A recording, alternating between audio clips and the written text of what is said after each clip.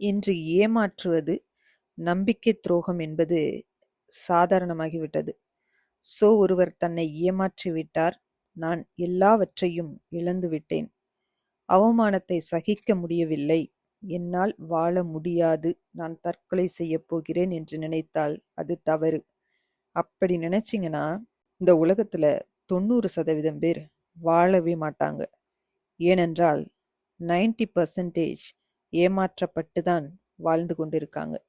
பல ஏமாற்றங்கள், பல அவமானங்கள், தோல்வியை சந்திக்கும் போதுதான் மெச்சூரிட்டியை அடைகிறோம். ஒரு விழிப்புணர்வு, எதையும் தாங்கும் ஒரு மனநிலை உருவாகிறது. தடுமாறக்கூடாது. ஏமாத்திட்டாங்களா, எல்லாவற்றையும் இழந்துட்டீங்களா, பயப்படாதீங்க. இவ்வளவு நாள் இழந்த அனைத்தையுமே ஒரு எக்ஸ்பீரியன்ஸா எடுங்க. அடுத்து என்ன பண்ணலாம் அப்படின்னு யோசிங்க. ஏனென்றால் அனைத்தையும் உருவாக்கின உங்களால் மறுபடியும் ஒரு சாம்ராஜ்யத்தை கட்ட முடியும்.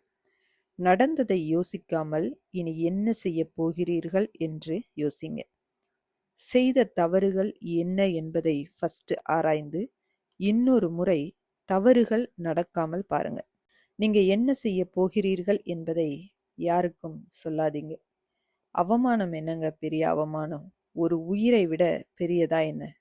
ஒரு சில வருடம் எல்லாவற்றையும் சரி செய்து மறுபடியும் நீங்க ஃபீல்டில் வரும்போது எல்லாமே மறைஞ்சு போயிடும். அவமானம் என்பது கலங்கின தண்ணீர் போல. அது காலம் போக போக தெளிந்த நீராய் ஆற்றில் ஓடும் தண்ணீரை போல அவமானங்கள் மறைந்து போகும். யாராவது அவமானப்படுத்தினால் பரவாயில்ல, அந்த இடத்தை விட்டு அமைதியா கடந்து சென்று விடுங்க.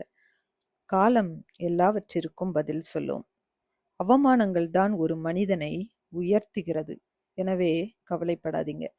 எதிர்த்து போராடி மேலேறி வாங்க. வேத வசனம் சொல்கிறது, நீ பயப்படாதே, நான் உன்னுடனே இருக்கிறேன், திகையாதே, நான் உன் தேவன். நான் உன்னை பலப்படுத்தி உனக்கு சகாயம் பண்ணுவேன்.